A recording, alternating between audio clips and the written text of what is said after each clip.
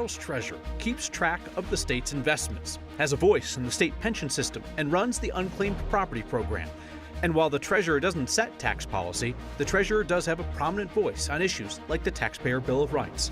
Democratic Treasurer Dave Young is finishing his first term in office and is challenged by Republican former state legislator Lang Sias from Jefferson County. They debate tonight on Next Presents The Race for Treasurer. Thank you for joining us. Kyle Clark alongside Marshall Zellinger.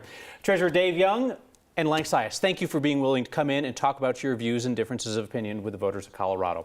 A note for folks at home, with the exception of that introduction and the conclusion of our debates, we do not refer to candidates during the debate using elected or educational titles, because you as voters will determine on Election Day who is going to hold the title treasurer.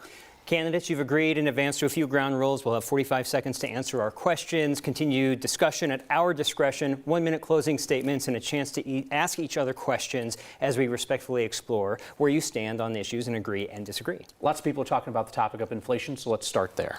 Mr. Sias, the first priority on your website is to fight inflation. The state treasurer manages money. How does the state treasurer fight inflation? Well, the state treasurer, first of all, I'm running to be a champion for our taxpayers because the cost of living in Colorado has gone up so much. Now, what I can do as the treasurer and ways in which I will do things differently than the current treasurer, first of all, I'll manage the treasurer's office in an efficient manner. The current treasurer has increased the size of the manning there by almost 50% in 3 years. I think we can do better. Second of all, I'll serve as a strong and independent voice in our public pension system, which, as you know, is a serious liability for our state. And third of all, I will use the bully pulpit of this office to argue for cost-benefit analysis of the legislation that we pass, because the regulations we're passing have driven up costs on Colorado taxpayers. Second, for looking at how we spend our money and the results that we get. And third, to stand up for our right to vote on tax increases and tax refunds. I need to ask about the first point you made there. Did you say the manpower in his office? That yes. He has increased employees in his office, and that has led to statewide inflation. What that does is any time that the state is reaching further into hardworking taxpayers' wallets and family budgets to increase the size of the government, that's taking money out of their pockets, and it's driving up the cost of living in our state. Thank you, Mr. Sias. Mr. Young, according to the U.S. Bureau of Labor Statistics, Denver's metro area inflation is now 7.7%.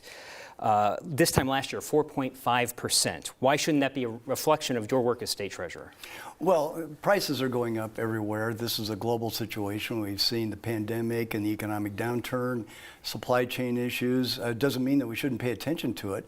Certainly during the economic downturn, I started a Climber small business loan program to address the needs of small businesses here in the state of Colorado.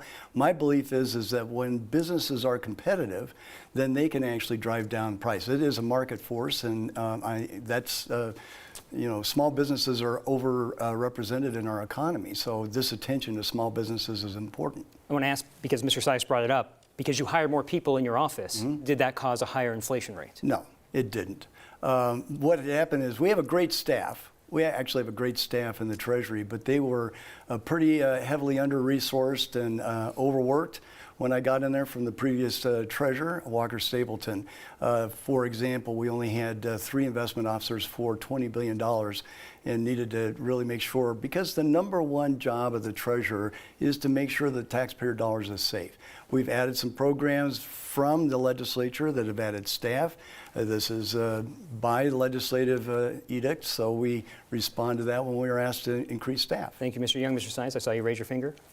Well, Colorado leads the nation in rate of inflation. Every Colorado family is now paying over $950 more every single month than they were at the beginning of last year, just to try and keep up. And that has all happened under single-party rule in this state. If I understood that right, we're at 7.7%, and nationwide we're at 7.9%. So how does Colorado rank number one in the nation? If you look back to January of 2021, Coloradans, the dollar cost of inflation, it's up at over 15% since that time. And Coloradans are paying more cumulatively for transportation, energy, food, and housing That is number one in the nation. So 15%. I'm looking at a 7.7% rate from the U.S. Bureau of Labor Statistics. Where is this 15%? That is coming from the Joint Economic Committee of the United States Senate, and I will be happy to give you the numbers. So if you were state treasurer, would you be using numbers from a partisan source to make decisions versus what we're seeing from U.S. Bureau of Labor Statistics and from nonpartisan legislative council staff? Those statistics don't disagree, and as I said, those are generated by the Joint Economic Committee of the U.S. Senate. And Colorado is number one. And what we need to do in this state is take a look at how much money we're taking from our taxpayers and how much money we're spending. Our state budget, as I think you all are aware, has gone up by over 25%. I believe it's 28% exactly in the last 4 years. We've had over 1,000 new employees that we've hired statewide, and it's been widely reported that we are on an unsustainable path with creating 12 new offices in our departments. I'll let you go ahead and finish, but there has just been tremendous growth of government with no check and balance. One final word on this topic, Mr. Young. Well, you know, it's controversial, but in fact, we actually did issue TABOR refunds to every taxpayer here in the state of Colorado. I know that there was some criticism on that, but we understood that prices were going up, and so we returned that money earlier to taxpayers than would have been under Republican rule. You know, most of the people have already received that $750 checks, 1,500 joint filer. We moved it also in a way that actually benefited more people. The current tax refund mechanism that my opponent likes benefits the very wealthy, and average taxpayers don't get that much. So we've made some efforts to try to deal with inflation that way. I will say his numbers are creative on the budget. I want to remind you that in 2020 there was a 22% cut in the general fund. I don't know what he's talking about for numbers, if he's talking about total budget. I was a member of the Joint Budget Committee. I know the budget numbers pretty well. Thank you, Mr. Young. And that's a topic, Tabor, we'll get to in momentarily. I'm sure we will. First, let's talk about the Great Colorado Payback. There was an audit that started before you took office, Mr. Young, that found some major problems with the unclaimed property program. The audit found that the state had failed to properly notify 1.5 million people of unclaimed property. It was taking years to pay out claims. So you got that audit in July of 2019, and then you announced reforms to the program in November of 2021. Why did it take more than 2 years to announce those reforms? And can Coloradans be assured that the program is operating well now? It's a great question. And actually, there was a 13,000 claim backlog when I took office. And shortly thereafter, we actually cleared that. So we were actually doing a variety of things, implementing a variety of things. The program under the previous treasurer had been very paper-based. We moved to a technology solution, and it took some time to implement that. But we have returned large amounts of unclaimed property to people. As a matter of fact, last year, I was the president of the unclaimed property programs around the world. So I've actually been picking up additional ideas from my friends in other states and other countries that are implementing this as well. But I think we're on a great sustainable pathway, and this is people's money. They want to get this back, and at a time where prices are going up, being able to retrieve that property, usually money, is really important. Despite all of the state investments and so forth, I feel like if there's one thing people know about the Treasurer's Office is it gives people their unclaimed property back. So, Mr. Sias, I'd ask you, would you make any specific changes to the way that program is being run? Or does your opponent deserve credit for implementing the audit findings and cleaning it up? Well, what I do know is that I was talking to an attorney a few weeks ago who came up to me and represented a local government, and she was complaining about the fact that the process of recovering for that local government, even a small sum of money, was very cumbersome and frustrating for her. So whatever is going on, there is clearly still some frustration out there. Now, to the extent, because I've read that audit and read the responses, and to the extent that the folks at the Treasury Department have followed that roadmap, that's a good thing. What I will do is use the process management experience that I have acquired in the military and in the private sector and take a good look at that program. And if I think there's a way that we can make it better, I will. Thank you. Tabor, here we go. The Taxpayer Bill of Rights, Tabor. Constitutional limit on how much the state can keep and spend in the part of the law that requires a vote of the people for any tax increase. So let's get the simple question out of the way. Mr. Sias, if you had your choice, without Tabor's requirements, should Coloradans always have a vote on tax increases? Yes, they should. Okay. And on the refunds. Mr. Young, should tax increases always be put to a vote regardless of Tabor? Yes. Okay, now let's get into the weeds. Mr. Young, your first year as treasurer in 2019, you encouraged voters to pass Proposition CC to let the state keep all future Tabor refunds, including the ones we just partially got. Voters rejected that. This year, in response to the Tabor refunds getting sent to us earlier than normal, you have repeatedly said, quote, "This is a crucial time for us to get tax refunds back to taxpayers." Besides being politically advantageous in an election year, what got you to be pro-Tabor in 3 years? Well, we know that the prices are going up, and so we wanted to be sure that people had that money in their pockets so that they could actually, and for people in moderate to low income family situations, you know, they're struggling with rent, they're struggling with food, medicine, transportation, and the like. So, you know, we knew that it was important to get this back to people. I will remind you that CC was exactly what I just said. We put it in front of the voters, and they decided that they didn't want to support that. However, I will remind you it was for education funding and for transportation funding.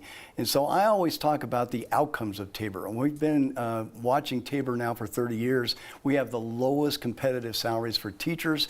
You can't spend any time on the roads without seeing what the problems are. And I point back to Tabor as the problem that's causing that. But if that's your position, shouldn't you be saying, I don't want to be giving you this $750, $1,500 check. I don't want to be giving it back to you. No, not in a situation where we know the economy is turned. I think we should always look at the situations and make sure that we are addressing people's needs. But certainly education is a need, transportation is a need. I have a sister who's intellectually and developmentally disabled who was homeless for a year. And this I really attribute directly to Tabor. We've got people who are vulnerable and at risk, and we can't meet life-saving kinds of supports for them as a result of Tabor. Thank you, Mr. Young. Mr. Sias, if you had your choice with Tabor, with the refunds, would you like to see them continue to be equitably distributed like they were this year, regardless of your income level, or do you want them to still increase as your income level increases?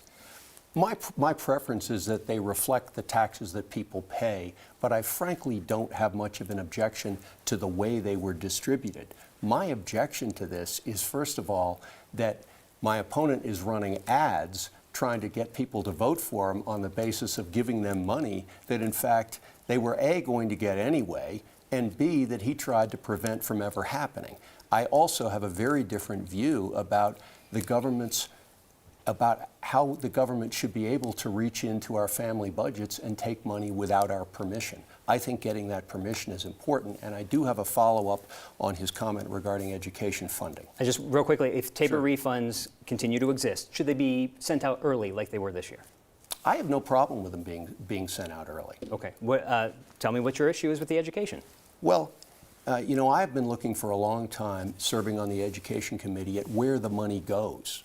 And a recent nonpartisan study just came out that confirmed that over the last 14 years, our per pupil spending on K through 12 education statewide, it varies by district, of course, has gone up by 45%. But teacher pay has only gone up by 27%.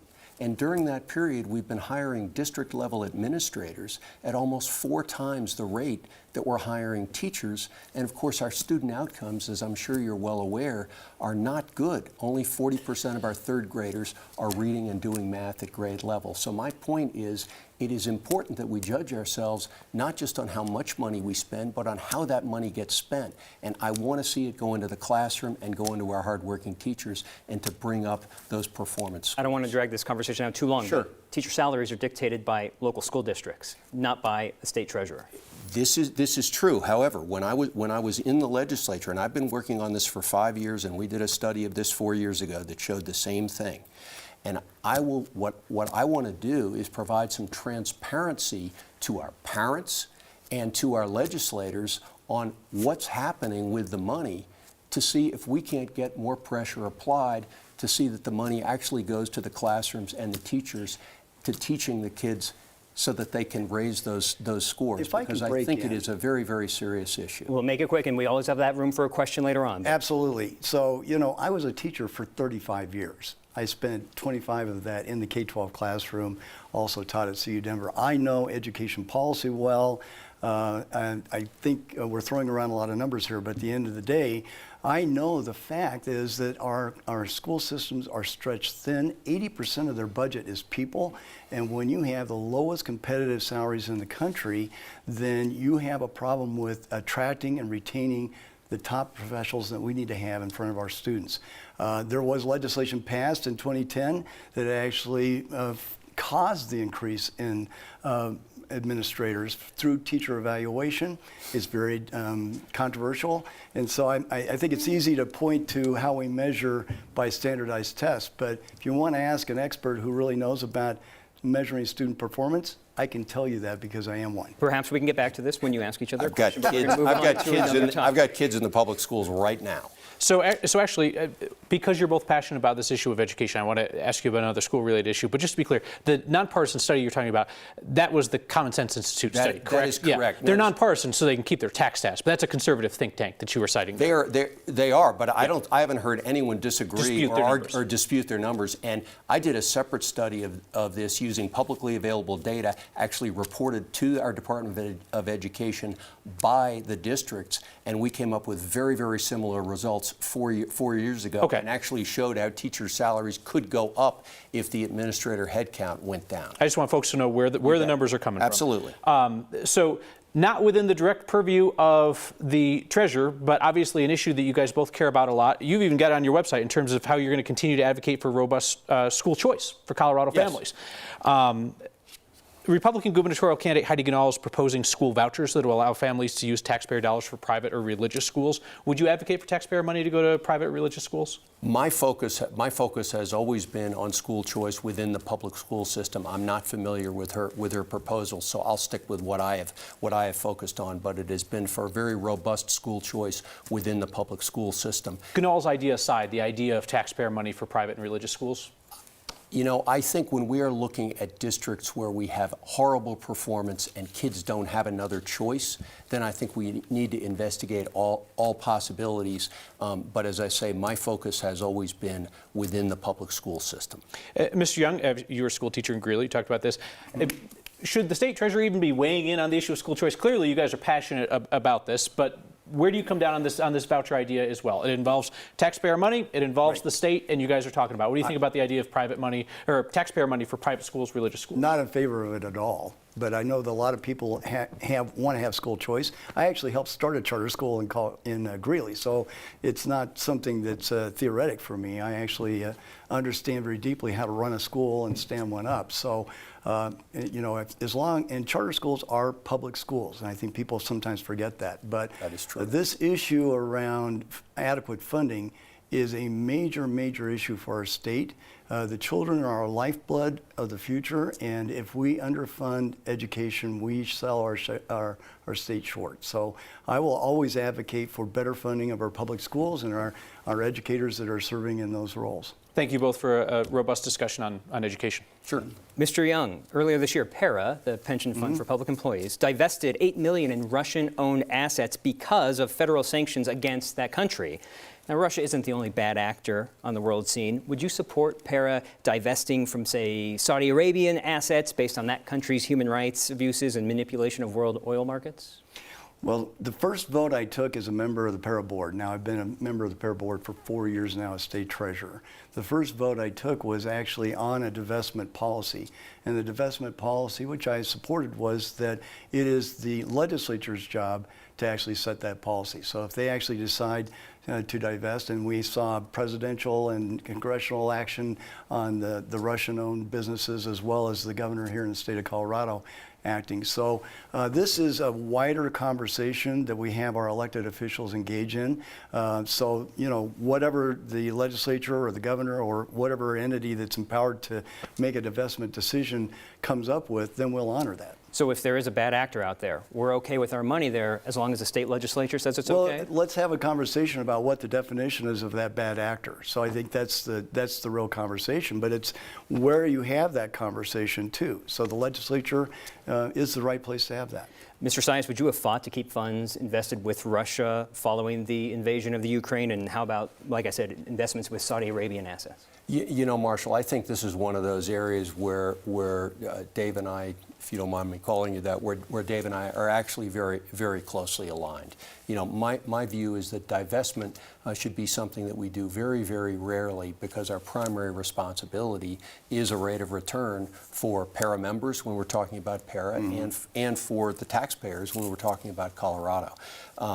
You know, I voted for a divestment measure back in 2016 because certain criteria were met. That is, first of all, that it is done by the legislature, and second of all, that it is bipartisan and heavily bipartisan. I don't think partisan politics should be playing a role in Which I voted for as well. Yeah, and I don't think bipartisan politics should be playing a role. It was heavily bipartisan and targeting what I thought was a really, really serious issue. Was this divestment from companies that are not pro-Israel?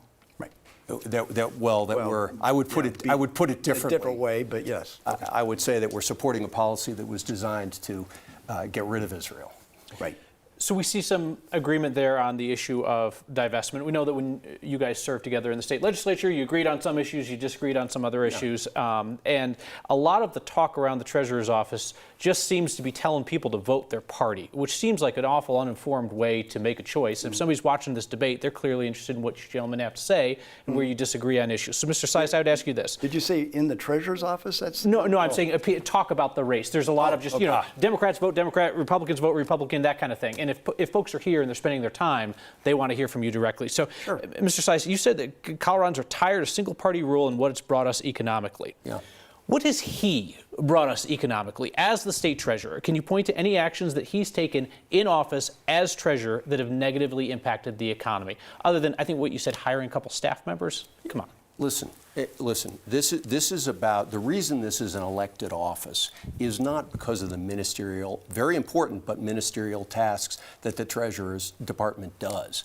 It is about leadership, and it's about how you're going to lead in trying to solve the major problems. And on those issues, I respect my opponent, but I think we have very, very different views. For example, you just heard us have very different views on whether or not taxpayers should be able to vote on tax increases and tax refunds. Not a function of his office, though, just something you're talking about. Is there anything within the function of the office? Part of the function of the office is using the bully pulpit of that. He talked about that when he ran in 2018, said he would use the bully pulpit, would work with members of the legislature on economic issues, which he has done.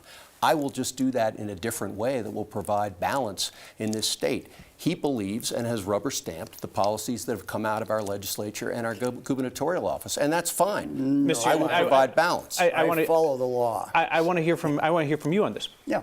You know this man. You've had Sure. agreements. You've had disagreements. You also know how the office functions. Absolutely. What specifically would he do as treasurer that would hurt this state? What do you think that he would do?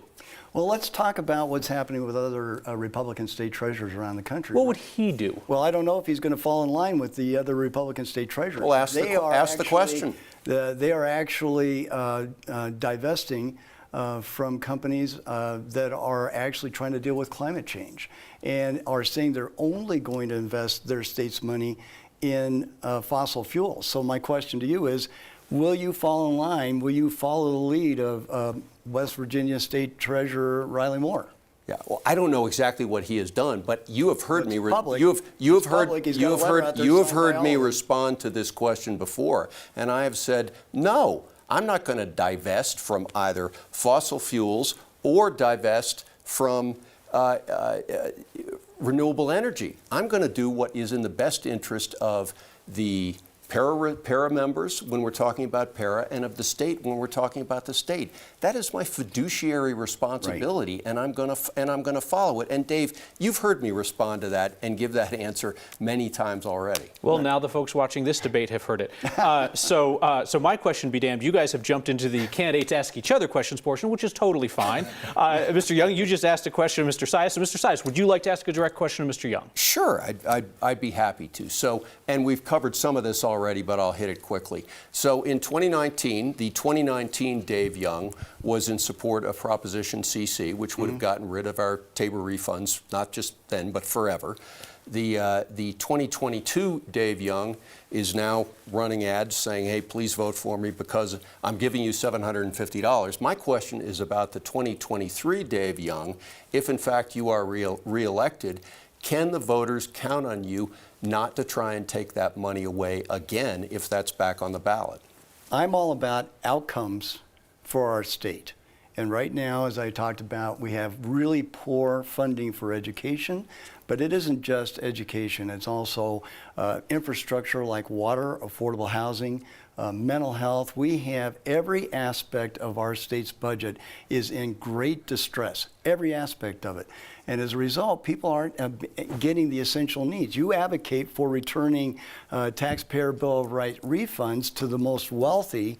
I want to do it in a fair way. I also want to have a conversation about the outcomes that we want to have as a state and the revenues that we need to have in order to get that done. I don't think the wealthy are paying their fair share at this point, but we'll put that in front of the voters and see if they agree. We're nearing closings. I want to kind of go fast through this question. You mentioned the Climber program earlier in this debate. It's loans for small businesses. They have to be paid back, unlike federal PPP loans. Right. As of your May 2022 report, 9 companies borrowed $2 million and only 3 new jobs were created as a result. How is that a successful use of a loan program? Well, that number has actually increased. We're at about 248 jobs saved. And frankly, it was the Trump era PPP money that actually flooded the market. You know, no small business is going to take a loan, even if it's below market rate like we were offering. If they can actually get a forgivable loan, they don't even have to pay interest. They don't even have to pay the principal back as long as they follow the rules. And so we went back to the legislature. By the way, that bill, that was done by permission of the legislature. We had unanimous support of the state Senate, both very bipartisan, to run that program and stand it up. And then we discovered, because of the economic conditions that were changing, that the market forces its way away. So we went back to the legislature this last time. We did a deep dive with lenders, with small businesses, and actually retooled the program. We're about to stand that up again with better terms. Mr. Sias, would you try to reform or end that program if you were treasurer? I would take a very close look at it. I mean, the bottom line is that the current treasurer has been portraying that program as a success when in fact it cost the taxpayers a lot of money, over $11 million, to loan out to. That's not a good deal. And so the program has so far failed. And so I want to take a very close look at it and see if in fact it's the best use of the taxpayers' money going forward. I grew up in a small business and I am all about helping small business. The question is whether using another $250 million of taxpayer money is best served in that fashion. It's not a $250 million of taxpayer dollars. You have It's a $250 million small business loan program, but actually 5 large contributing banks here in the state of Colorado agree that it's a good program and are actually putting in $200 million of their own capital in order to fund this program. So we have a lot of agreement on legislators and on bankers that this is a good program. We are retooling to try to make it work better. Thank you both on that. All right, this was the rip-roaring treasurer debate that we all expected. Each candidate will now make a 1-minute closing statement as determined by a coin toss. Mr. Sias, you can go first. Well, thank you very much. You know, my wife Renee and I moved to Colorado 22 years ago because we wanted to raise our family and live and work in this great state. And we want that for our children as well as they grow older. But Colorado has become an incredibly expensive state under single-party rule. Right now, Colorado families are paying $11,000 a year more than they were at the beginning of 2021 just to maintain their standard of living. We need some balance, and I will restore that balance. And the choice in this race is pretty clear. My opponent, who I respect personally, thinks that the government should be able to take more of your hard-earned tax dollars from hardworking families so that the government can grow larger and spend it. I happen to believe that that money is yours, you should be able to keep more of it, and that the government should be more efficient and should actually be required to follow through on its promises. My name is Lang Sias. I'm asking for your vote. Thank you very much. Thank you. Mr. Young. Kyle and Marshall, thank you so much for organizing this. I want to thank the viewers that are watching. You know, we've heard a lot of conversation about a variety of issues, but I want to remind the viewing public that the #1 job of the treasurer is to protect the taxpayers' dollars. And over the last 4 years, as I've led the Treasury, I've done a great job of doing that. Not one dime has been lost by the Treasury over the last 4 years, even through turbulent economic times. So I have a track record that proves that I can run the nuts and bolts of this office, and I'm very excited to do it. I've also been able to start a large and it's about to launch a retirement savings program called the Colorado Secure Savings Program that will actually allow people, 1 million people in the private sector, the opportunity to begin saving for retirement. Will save taxpayers $18 billion. So I am working very hard to protect taxpayers through the work that I do. As my opponent said, the ballots are in mail. If you haven't received it already, you may have. I am asking for your support and appreciate the time on the show. Treasurer Dave Young, Lang Sias, thank you both for being here. This is the third in an unprecedented series of 6 debates that we are televising on 9 News this election year. Debates in Colorado's most closely watched congressional races, the U.S. Senate race, and all of the statewide races with the exception of governor. Democratic Governor Jared Polis agreed to debate here. His Republican challenger Heidi Ganahl declined. For the full schedule of debates and a link to this debate video so you can share it with friends or family, text the word debate to 303-871-1491. We'll send you that full debate schedule as well as the full video of tonight's debate. Our next debate is Friday, October 1st, in the race for Colorado's 7th Congressional District, which includes Jefferson County. That debate between Democratic State Representative Brittany Pedersen and Republican Eric Odlin will air as part of Next at 6 p.m. on 9 News on Friday. For the whole 9 News team, I'm Kyle Clark. Thanks for joining us.